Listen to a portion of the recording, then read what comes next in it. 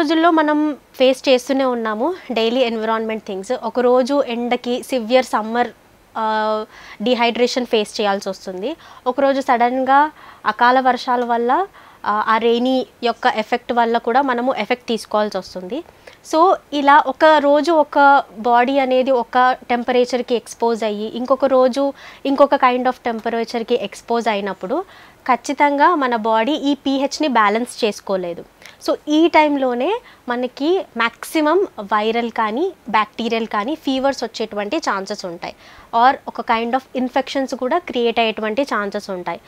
ఇది అంతా కాకపోయినా కనీసం ఒక చిన్నపాటి ఎలర్జీస్ అయినా మన బాడీలో రెగ్యులేట్ అవుతూ ఉంటాయన్నమాట. So this is the phase where మనం ఖచ్చితంగా ఈ సడన్ చేంజ్ ఓవర్ ఆఫ్ టెంపరేచర్ని ఫేస్ చేయాలంటే ఈ టైంలో కంపల్సరీ ఇమ్యూనిటీ ఫుడ్స్ మీద బాగా ఫోకస్ చేయాల్సి ఉంటుంది.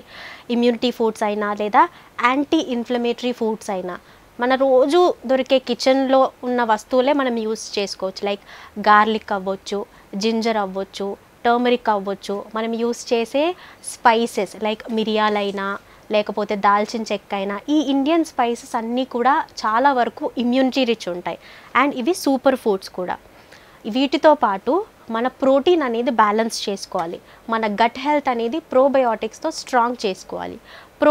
ప్రోటీన్స్లో మనం రోజు తీసుకునేటువంటి పప్పు దినుసులైనా లేదా నాన్ వెజ్ బేస్ అయితే చికెన్, ఫిష్ ఇలాంటివైనా కూడా మనం ఇంక్లూడ్ చేసుకోవచ్చు.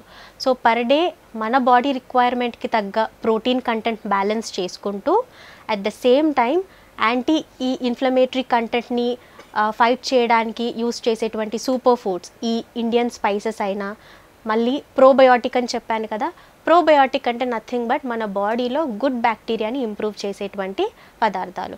సో పెరుగు is a very good probiotic. పెరుగు కాకపోయినా మీరు అట్లీస్ట్ ఓట్స్ అయినా, ఈవెన్ మనం నిల్వ చేసే పచ్చళ్ళల్లో కూడా ప్రోబయోటిక్ నేచర్ అనేది ఎక్కువగా ఉంటుంది. ఫర్మెంటెడ్ ఫుడ్స్ లైక్ మనం రోజు తినే ఇడ్లీ, దోశ వీటిలో కూడా ప్రోబయోటిక్ నేచర్ ఎక్కువగా ఉంటుంది. సో ఇవి మన డైలీ డైట్లో ఇంక్లూడ్ చేసుకున్నా కూడా పర్ డే మన ప్రోబయోటిక్ కంటెంట్ని ఇంక్రీజ్ చేసుకొని మన గట్ బ్యాక్టీరియాని ఇంక్రీజ్ చేసుకుంటే it will be fighting with a bad bacteria. So ఇలా మనము ఇమ్యూనిటీని స్ట్రాంగ్గా మెయింటైన్ చేయొచ్చు.